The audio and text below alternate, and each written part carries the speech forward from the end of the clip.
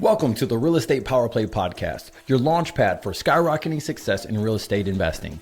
I'm your host, Gabe Rodarte, alongside Mark Monroe. We're ready to bring you transformative stories, groundbreaking strategies, and the insider secrets of real estate giants. Get ready to accelerate your investment journey and become a true power player in the world of real estate. Hey guys, what's happening? Welcome to the Real Estate Power Play Podcast. My name is Gabe Rodarte, your host today. And today I have a good buddy of mine who's been helping me throughout my commercial journey. And it's been very helpful, very, very helpful. My man, Mark Robinson. What's happening, buddy? What's happening? Hey, thanks for having me. Yeah, I'm excited. This is going to be good. Friday.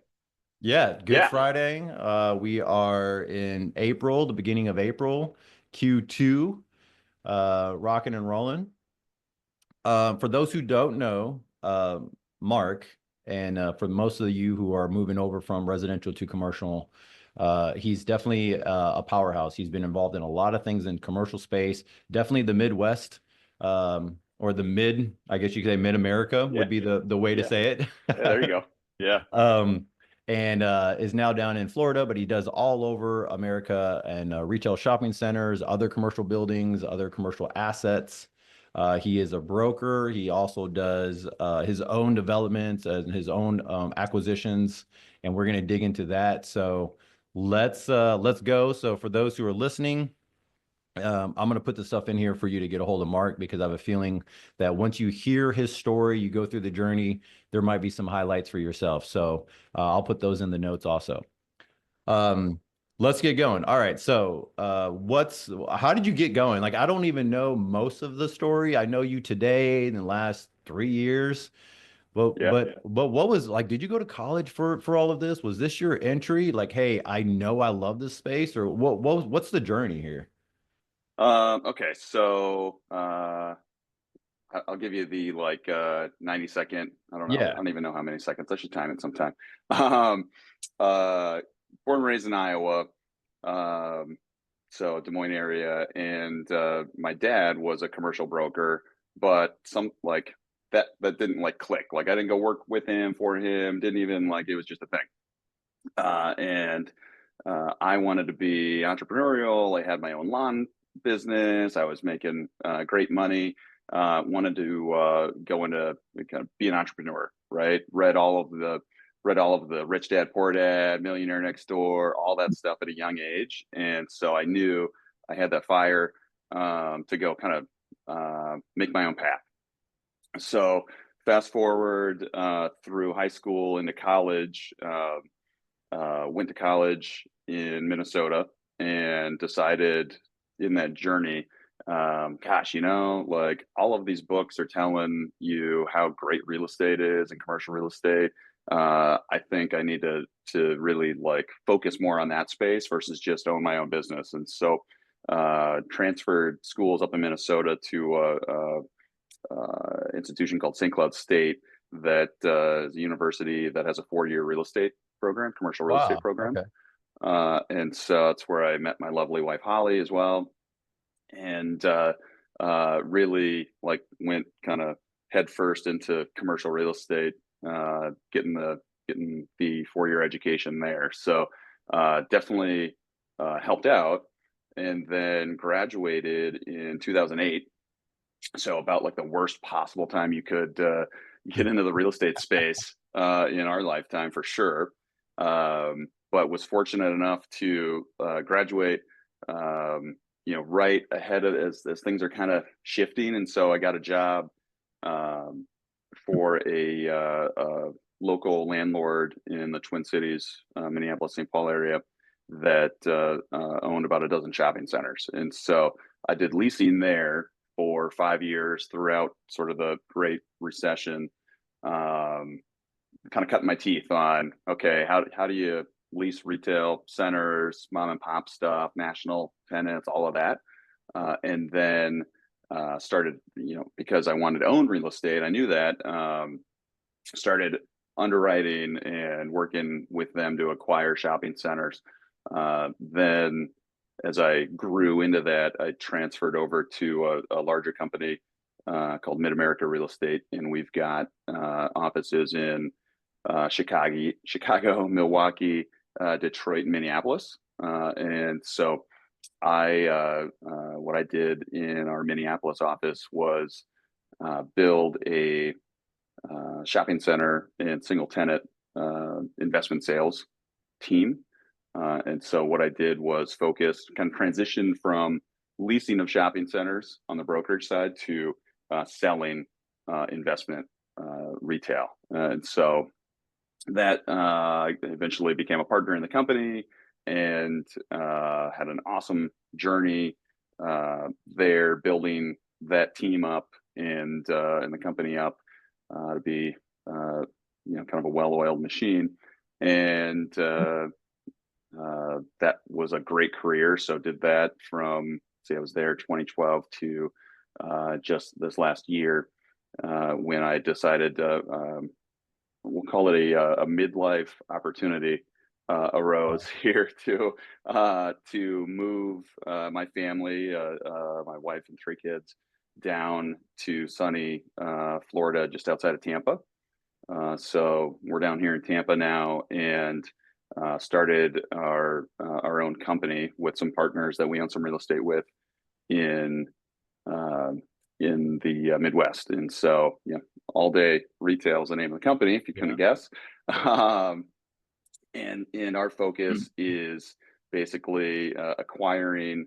I'd say it's probably today maybe 10 to 20% acquiring of existing retail properties that we can add value to, and then about depends on the day, 80 to 90% of it is ground up or redevelopment of retail for a single tenant. So Wow. our team will work with a lot of national and franchise tenants expanding. So we're doing deals in Minnesota, Iowa, North and South Dakota, Wisconsin.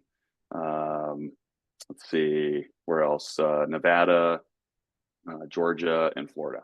So Nice. we've got 20 some projects in the pipeline here, mostly on the single tenant net lease deal development. In those, will probably 80% of those will probably build, develop, and sell.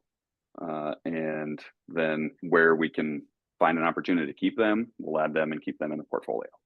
So really got out of the brokerage space over this last year in transition. I know you and I have talked about, what that looks like and feels like, and why to do it, to not do it. And we can certainly dive into that a little bit more, because there's definitely some pros and cons to having your thumb on the pulse, and certainly from an income standpoint, being on the brokerage side versus strictly the principal side.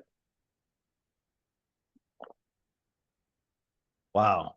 What help us understand when you say single tenant net lease, that might be and what I want to do is help those who are listening, including myself, go, hey, look, you don't have to start from college to do commercial real estate at all. I didn't. I don't have a degree or any type of career like that. I just grinded through from construction to investments to residential to the whole thing, and then mobile home park. Like most people know the story, but that's kind of the story. What is something that when you say, okay, help at a high level, what's a single tenant net lease, and how do people like really put that into comparison when they're walking by a shopping center or driving down the road? What is it? Okay, yeah, great question. So this is a lease structure. Think about some great examples would be like looking at a Walgreens or a CVS on the corner, or a Starbucks or a Wendy's or a Chick-fil-A, or a lot of these, like, not a multi-tenant retail building that's got the hair salon and the nail salon and the pizza shop and all that. Yeah. This would be just a single, let's call it Starbucks, and it's typically just one user, and they don't want to own the real estate. And the reason a lot of these tenants don't want to own the real estate is their capital, and they've got a lot of it, but their capital is better spent. They're getting a higher return, infusing that into the business and growing the business, versus tying up their capital at a relatively lower return in the real estate. So what a lot of these tenants will do is say, hey, you know, I want to be in this market, go buy that land, build me a building, and I will lease it to you at this set rate. And not only will I lease it from you, I will act as if I own it. And that means that's the net lease part of it, right? So that means, hey, I'm going to take care of it. I'm going to maintain it. I'm going to do the landscaping, the snow plowing, the roof maintenance, like everything. And so you as the landlord, you just sit back and we'll pay you rent. That's the mailbox money Right. mentality, and all you have to do is collect rent, and we'll take it from here. So So they would that's rather pay a lease, they would rather pay rent than put it into investment. And a lot of people might not understand that when you go buy a shopping center or you go buy some of these tenants, that the single tenants at least, the what is the one over here that the I want to say Builder Supply, um, but I know Scott has one of them in his centers. Because a buddy of mine just bought one, and he's like, I just bought the whole building and everything, and they're just leasing from me. And I'm like, yep. oh yeah, that's really cool. And so there might be at a different cap rate, not something that's like as aggressive as like a 9 or 10 once you rehab everything and that people like the dream that everybody wants, right? But they have some consistent cash flow that's coming in, and you know that it's a national tenant, and that's the idea, right? Yeah, so who we sell to, I mean, we own some as well, and they're great. They're amazing because it's just so little management, and you don't really think about it. But the reason it's appealing to the investor pool that we sell to is, hey, I want something. Typically, they've reached a point in their life, whether that's financially or age or whatever, where hey, I want a fixed return on our money, and I don't want to have any management responsibilities, obligations. And for that, I'm willing to take a lower return. It's the risk reward balance. And so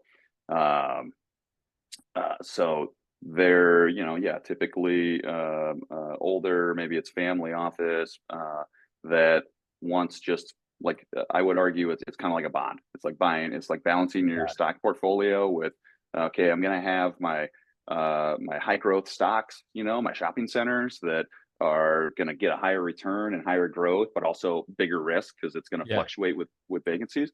And these are like bonds, basically. Hey, I'm buying this credit. Typically, there's some level of credit to the tenant, not always, but typically the higher credit of the tenant, the lower risk it is perceived, and the lower return you're willing to accept. So you can dive deep into this on as far as like credit ratings go, and Yeah, that makes is this sense. a Bank of America Yeah. credit that is going to trade at a ultra low cap rate because it's super low risk and I don't have to do anything, Right. or is this like a franchise smoothie shop that, okay, well, this is their second location, and Right. there might be more risk, and so I'm going to need a higher return on that to take that risk. So Tractor Supply. I think that's what it is. Tractor Supply. yeah, there you go. Yeah, Tractor Supply is high demand. Yeah. They're a great operator. Yeah. So yeah, good cap Um, rates there. so let's dive into your own stuff. So what part of this journey, you seen your dad do this, what part of the journey did you go, hey, I mean, you become a partner in Mid-America. I don't know when that is, but at some point you're going, I need to acquire for myself. And I think that it was relatively recent, not 10 years ago or 15 years ago. Like, man, the moment I got in, I started acquiring. And I would say that you have a pretty good lifestyle. It's what you do with your family. You spent a lot of travel time. You travel the world, you travel the nation, you spend, I don't know if you guys homeschool or not, but it definitely seemed like the RV thing was really fun journey that you did. Yeah, Um, yeah, for sure. so what does it look like for that? And just to help people to go, okay, commercial's a little different of an asset. You're not as hands-on when it comes to like a residential. Residential is hundreds of base hits at a time that you have to do. There's a lot of volume that's included, and it's a good segue. It's a good entry into everything else. Um, your segue was automatically commercial. Like you knew what you wanted. That's awesome. When was the aha light bulb, light switch? When was it just a gradual thing? Was it a total plan? Like, what's your story? Because to me, it looks like everything's planned out and you knew exactly what to do. Yeah, I wish I could say that. So, well, to be fair, the first, let's see, I mean, single family home, bought that back in college as a rental property. Nice. Not a great time to buy it, pre, Was it oh 06 or 2005. whatever? Yeah, Yeah. right. So I learned a lot of expensive lessons on that one. But then made up for it in house hacked, and we bought a duplex, and lived Nice. in one side for a while, and then kept that up until recently, until like last year I think we sold it. So started with that, and that starts to, okay, that's kind of nice, you're making a few $100, $1,000 a month, sort of helping to offset that income. And so the duplex was there, and then gosh, what was the next deal? It might have been with, gosh, I think our friend Rafik, who I don't know if you've had on this or not, but Not yet. No.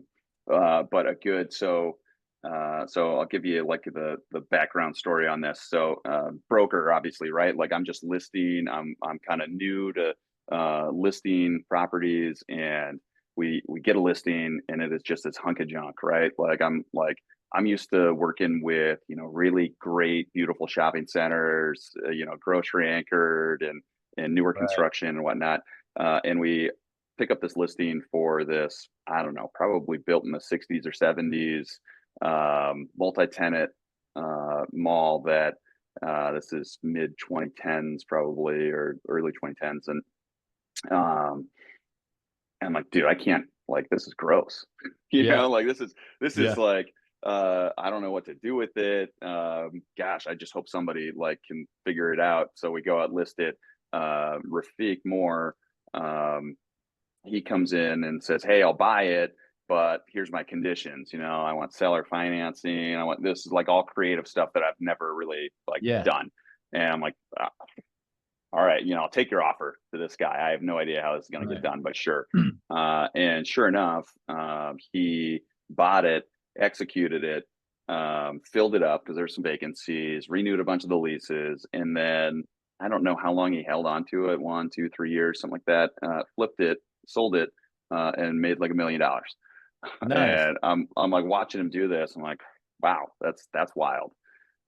So him and I got a good rapport going on, and he calls me, and I'm like constantly selling shopping centers left and right here, and so I'm counseling him. Is he like anything? He was big in industrial, but every once in a while he'd get a retail deal and call me, "Hey, what do you think?" And nine Yeah. times out of ten, I'd say, "Dude, that's a hunk of junk. Like, run," because that was the world that I was living in. Is like, Right. hey, the only way to make money is on really pretty, good, high desirable shopping centers, not that ugly thing down the street off the corner. Um, and so he calls me and he says, "Hey, I got this shopping center. I think I want to buy super, super cheap, like 40,000 square feet for, like super cheap." And it's like, "Hey, what do you think?" And so I looked at it and said, "No, man, this is ugly, low occupancy. It's not that awesome of a market. Like, don't do it." And he calls me up like 2 weeks later, and he's like, "Hey, man, remember that shopping center I told you about? Guess what? I got it under contract. What do you think?" It's like, man, don't. I told you not to buy it. He's like, "Yeah, but like, what do I do now? Like, what should we do? You want to partner on it?" I said, "Oh, I don't know, man. That's I mean, you got it cheap, but I don't know what to do with it. That's a hunk of junk." But I tell you what, like, I'll walk down. I'm a broker, and a lot of my partners at the brokerage like represent a lot of tenants, and one of them at the time was Dollar Tree. And so I said, "Hey, I tell you what, like, Dollar Tree is in super active growth mode. I'm pulling up Google Maps, and I'm like, I don't see them in this market. Seems like it's probably a void. Let me walk down the hall and let me go ask." And long story short, we saw a Dollar Tree deal together, and so Wow. like, well, okay, now all of a sudden, like this hunk of junk starts to really hum because we're taking this absolute dog. We put, you know, seven figures of money into, you know, remodel, new storefronts, new parking lot, everything, and really made it a beautiful development. And that's probably one of the first deals where I got to participate in the equity side, because I basically just for more or less like rolled my fee into the deal. So I'm Wow. into this deal. It's like, hey, I'm young, I'm hungry, but I don't have any money. You know, like, Yeah. right, I've got a young family I got to feed, and so I don't have just piles of money to invest into deals. And again, I know you guys probably talk about it a lot, but like the perception is, hey, I can't own real estate. I can't own big shopping centers, because like that takes like seven figure checks. Like I don't have seven figure money. College Uh, education, higher level, more money, big checks, right. big bank accounts, some type of backing. Yeah, Right. totally. Right. So I encourage, and now that's like where I'm giving back, and that's where I see a huge opportunity for me to help other brokers too, and a lot of our partners, investors on deals, are brokers, because we're saying, hey, man, like you're never gonna, you know, the what are the first few letters of a broker? Broke. Yeah, You know, that's true. and it's wild because you can make a fantastic living. You know, it's not crazy in our world to make hundreds of thousands of dollars a year, and some of the top, you know, top 5% of brokers are making seven figures a year. So Right. um, it's not crazy, but you know, I was like an anomaly as a broker that was owning real estate, and I was like, Yeah. everybody's got their face up against the glass, like Yeah. you're helping all these people make millions of dollars, and why aren't you participating? And so now what part of our sort of pitch is, hey broker, how can we get you invested with us, so that you can have this passive income opportunity, and you can make great returns on your money, and basically get some, you know, on top of your commission, like we can roll that into a deal and um, get you like additional money that you snowball into more and more ownership. So kind of get you out of the rat race. Wow, man. That is so good. So that happens, the whole thing with Rafiq. We need to get him on here. You buy a center or you roll your fee into the center. That's where Yeah. you kind of cut your teeth on that. The light bulb goes off and you're going, man, I run across a lot of these. I'm Hmm. guessing, right? Yeah. Yeah. Totally. You're constantly talking to shopping center owners. If you're a good broker, that's what you're doing. Yeah. And so it's a fine line, right? So Yeah. it's a fine line because you can run into a perception with many of your clients, that, hey, you know, you're an owner. Why are you selling the shopping center? Why aren't you buying it? And so, well, you know, easy answer is, hey, I can't buy everything, Right. and so like here's why I like it, you know, and it never really grounded me into too much trouble, but yeah, that there's definitely that perception. And so yes, you're constantly talking to shopping centers and you are in the know. That's what I do miss about being an ownership on the brokerage side, is like the access to data and information. Yeah. It's so great because, you know, hey, so and so needs to be here, or hey, this is a really good area, or this is a really bad area. You know, and tenants aren't performing here, or they're doing really well here. But using all of that information and knowledge inform me to then go out and acquire additional shopping centers and do additional um, single tenant developments that, you know, were anything from just buying a strip mall, well, a few of them, and getting creative with some seller financing maybe, to raising equity from 40 some investors, to um, we bought a an AMC movie theater and Yeah. completely renovated it into floor and decor, Oh, wow, cool. flooring store, and then that opened up the whole parking lot for 4 different pad sites. Holy moly. Okay, So that makes sense. Yeah, at yeah, first you're going, okay, that sounds like a pretty heavy lift to do that, and then you're going to move that stuff around. Okay, but you got parking. That yeah, is right, wow. right. So it's yeah, so that brokerage really like helped parlay a lot of that, and um, now being out of that, I definitely miss some of that information, but you're constantly, if you're doing it right, you're constantly interfacing with brokers Yeah. that are friendly to you and giving you information that it's a symbiotic relationship. Yeah. Wow, man. That is I get excited over this. And this is super exciting stuff.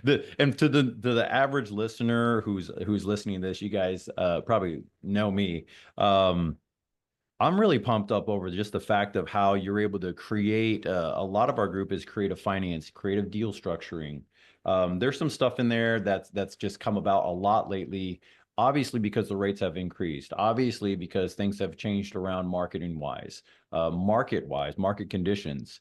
Um, and many people are going, how are these people buying this? And it does look like it's a lot of institutional things. When you're looking at a bigger building, you're going, that's got to have been an institution that's buying something like that. Oh my gosh. And really it's a group of people that's learned how to one become really good at their skill, retail shopping centers, industrial parks, whatever it might be, and they've learned how to raise capital, right? And that's kind of the key. Um, is most of the stuff you do, or let's go to that capital side. Like, when did you start realizing, hey, look, you can do a lot more with different capital? Like you said, you got into this going, man, I don't have the capital. I'm just going to roll my fee into it. And then now you're at a place of going, hey, I know how to raise capital. I put, whatever you said, 30, 40 partners on one deal. Was that kind of like just by partnering with other investors and watching them go through that? And now you're like, I got it. Yeah, no, I would have never. That was like the scariest part of the journey, right? So like uh, what I ran into was like Sean Johansson, who I know was just on this. We had a deal. And this is pandemic style, so a few years back, 5 years, I guess.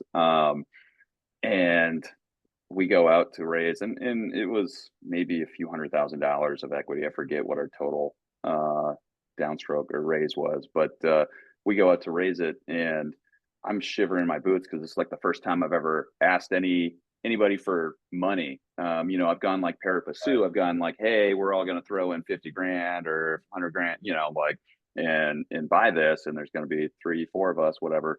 But this time it's like, okay, hey. Sean and I are the general partners, the GP side, and we're going to go raise limited partner LP equity. And so what I learned real quick was like, geez, you know what my Rolodex is as a broker is like a bunch of other brokers and a bunch of other developers and owners.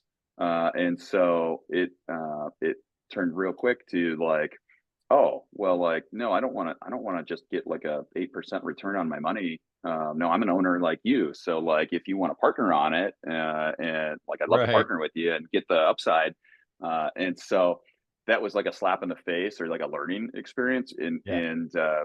What we did is we did raise money, and then this was like beginning of the pandemic. And then we went back to the seller and said, hey man, I need you to carry some paper on this because like it's really hard to raise money in the midst of a pandemic. Nobody wants to part with it. Would you carry some paper? He did, and made a good return. And that one we flipped in like 70 days Wow. to a big profit. Our equity partners on that one had like uh, gosh, I forget, like a 1.5 equity multiple in 2 months. Wow. So, um, so that was really fun and creative, but it really like set me up for, oh man, like, I am not great at raising equity, from my Rolodex as it stands today. And this is years ago. Wow. That's really good to Uh, know. so like focus on, okay, like what who I need to find then, and for the last number of years was, okay, I need to find people that know that I know what I'm doing, but aren't out there doing it with me, Right. right? So like that's why you hear um, all of the really successful capital raise guys and GPs out there. It's okay. I'm friends and family money, and that is like doctors and engineers and like high income earners that Mhm. aren't out there side by side with you, also buying shopping centers and whatnot, Right. because they're going to look at it and say, yeah, I usually do that, so I want a higher return. You Yeah. want the people that trust implicitly what you do, and frankly, like don't ask a lot of questions as well, because they trust what you're doing. As long as you do it and you return their money and give them a great return, they're never going to call you, other than to say, "Hey, when's your next opportunity?" So, um, That's an so when aha for me. I Let's pause for a second. That yeah is something that I honestly never thought of. I have almost the same type of Rolodex as you have, yeah just from the network of friends I have, the brokers, the realtors, other investors, other developers. Actually, I have a developer friend who something very similar to that, and he's like, "Well, I'm just going to go do my own over here," and I'm like, "Oh shoot." yeah That was interesting. So, it happens. It happens in the business. Don't take it offensive. But at the same time, now you got me thinking, going, okay, I'm going to need a different pool of people the more I grow in this space. Wow, hmm that's so good, yeah man. That's a good nugget for me. And if anyone's listening, it's, I joke around. I was with a guy over here. He does like luxury housing, 2 million to $3 million homes, and he's part of the build process of it. And he goes, man, you keep telling me it's not hard to raise money. And he's like, it's kind of it's a block for me. And I'm like, well, yeah, I mean, for residential, for doing this other type of stuff, there's somebody who's going to lend you money on it. I mean, there's always someone out there that you can build a relationship. Residential, there's hard money. Commercial, there's other stuff that's pretty costly, pretty expensive that you can do. Um, hmm but the reality is, another buddy of ours who does a lot of storage, he's like, dude, I've talked to 50 lenders in the last month and a half trying to buy this property. I'm like, wow, that's a lot. He's like, yeah. He goes, I can go through and I can sift through now though. That one project, I still want to buy it. So they're probably like 3, 4 months into the project, still hasn't acquired it yet. And he's like, but I've gone through so many lenders. I mean, so many people. And Mark, he was like, over in 1, 2 minutes, I could figure out if they're the person for me or not. And I'm like, well, man, that's an awesome skill set, just like what you have gone through. I can find out if this guy's the real deal or not within a short time period because I've talked to so many people. There's so many at bats that I've already done. I can figure out the different things that I need to tell them that might work. And if it doesn't, then let's move on to the next thing. No harm, no foul. Let's move on. Um, to go into that direction, you've dealt with a lot of investors, a lot of people. What do you think is the major resistance to maybe a newer investor or someone who's like, okay, they're acquiring some property, they've done a couple things, they're buying their first big 50,000 square feet, 40,000 square feet. What is something that you see as like a barrier to entry for them or a resistance for a newer person? um so well, I got a couple of thoughts to share here. So um yeah, I mean, I think if you're new and you're like, hey, I don't have the money, I need to go um, raise money for my friends and family, and they're going to ask me, hey, what have you done? Why should I give you money to, like, you've never done this before? Right. It seems pretty risky, you know. And so my answer to that was easy for me, was like, well, do it with partners that know what they're doing and have a track record, right? So Yeah. so like on one of the first ones that we really did a big raise on, I said, we've got this 100,000 foot shopping center with 40 some LP investors on it. I've never had that many. Wow. But my partners that I took on strategic partners on that. And they have a track record, right? So they Yeah. had a track record in multifamily and industrial and a little bit of retail, and I was the retail guy, and so it was kind of this like great team mix. But they had a pool of investors that trusted them because they've executed multiple times, and so it was we raised probably a little over $5 million in the course of a week Wow. from that, and I'd never done anything like that before. but it was so cool and eye opening. And so I would say like the easy answer is like don't do it alone. You know, there's so many people that'll do it with you. Um, don't get taken advantage of, but like it's okay. There you have to have like a you know, an abundance mindset that Yeah. this isn't going to be your only deal. This isn't going to be one and done. Yeah. Go raise with a partner that you're going to learn a ton from, and then that's going to give you credibility because you know what? Like the next time we had a raise, now all of a sudden I've got this like okay, I've got the skill set and this knowledge and confidence to go out and do it. And then all of the investors that I'm doing it with are looking at my portfolio saying, oh, okay, he's got this, he's got this, he's got this, he's got this. And so now all of a sudden, I've built this track record so I don't look like a total newbie on Yeah. it.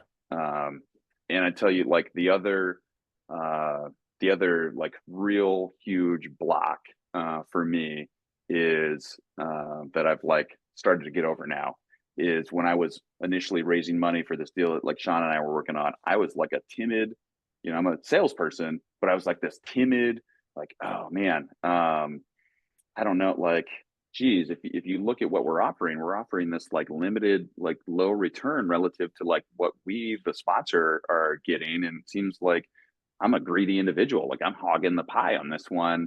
Right. And like look at my returns versus what their returns are. And so I was timid about doing that. And what has like flipped for me like because I'm about to raise I don't know $700,000 this week or this next week.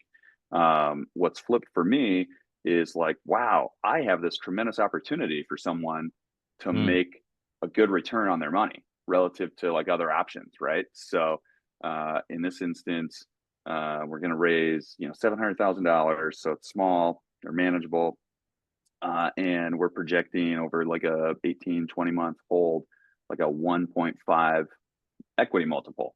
So you're going to get you know 20, let's just call it like 25% return on your money annually. um Geez, that's like where else are you going to get that? Wow. And I'm providing that to these people as like a great opportunity. And so now I'm super excited to like share it with them. I've got, you know, something secret and a great That's cool. opportunity. So you flip it on its head and you're like, hey, I'm calling you today because I have a great opportunity for you that you're lucky that I'm sharing this with you. Wow. Because Yeah. not everybody has this opportunity to like see this deal and get these types of returns by literally just writing a check and you know you'll get it back with a huge return shortly after that. So let that like mentality switch like hey you don't have to feel guilty that like boy you're getting a way bigger than a 1.5x on your money that you're putting into the deal.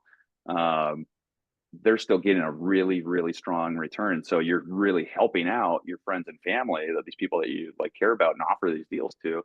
um, they're excited because they're getting a better return than they would elsewhere. Man, that's super awesome. I think that's really helpful for all of us. For me also, because I look at that also. I know that we do that, especially on the residential side, on the industrial warehousing side. Definitely when it comes to the development side, I think it's pretty interesting on the development side. One of the things that I'm noticing of raising capital is that a lot of people want to be part of the deal. You know, they want to be, they're like, Mm-hmm. hey, I want a little bit more chunk of that. So we have to hunt around for different type of capital because they're like, well, shoot, I want to be part of that too. Um, you know, as far as like the capital stack or the capital raise side of things. And I'm like, whoa, I just need the money. I don't need another. I already got a partner. I already got a developer. I got, you know, I just Yeah, need the cash. yeah, right. I'll be happy to Yes. pay you, but you know, that's our times were something too. So let's go that Yep. route. What is something for that you would say in this current market, what's happening now around you? And we've had a conversation a couple of weeks back where you're saying, hey, yeah, the broker market's changing, the retail, the construction, the commercial market has developed and has maneuvered. You've definitely done some great pivoting. I have done some crazy pivoting. I feel like I'm not even the same person from a year and a half ago. Right. Just in like how I look at real estate in general, just the asset and the different stuff. What is something that you would advise younger people, younger or newer, doesn't matter age, but someone who's getting into doing commercial real estate or been around for a while, maybe someone like me. Um, what is something that you've been telling a lot of people lately that's just kind of exciting for you to say, hey, look, but there's good opportunity. You just have to look at it. Like, what's your shtick that you share with people now? Um, I guess what like I'll share like the aha for me was, you know, this mastermind that you and I are in. What I realized is like I was have been still kind of am like very very narrow focus, right? Like I was retail only, so not all food groups. I would still suggest that you stick to one or two lanes, by the way, so be very good at your craft. But I was very geographically focused, like hey, I want to do retail only in the Minneapolis and St. Paul metro, and like that's it. And there's no way that if you show me a deal in Kansas City that I could possibly understand it and like transact on that. Like, nope, don't have confidence in it at all. And what I realized was like watching everybody else in this group that we're in, like, okay, you should still focus on, you know, some certain geographies. Like, I think it's a mistake to just say, "Hey, I'll buy anywhere in the U.S." Yeah. Because that's way too you're gonna spread yourself thin. But don't pigeonhole yourself into like, "Hey, I like if it's not in this neighborhood or if it's not in this particular city, I won't touch it," because you're really limiting yourself as far as like the opportunities go. And once you open up the floodgates to, you know, like I think I told you, we've got projects in I don't know half a dozen states. Um, if you're focused on those states and getting making inroads with those brokers, those owners, those deal makers, um, like it opens up. I mean, it's pretty simple actually. If you really like, well, duh, you know, like you open it up Yeah. to five different geographies, and all of a sudden you got five different five more, you know, 5x the opportunity. And so don't pigeonhole yourself into like just a particular uh geography.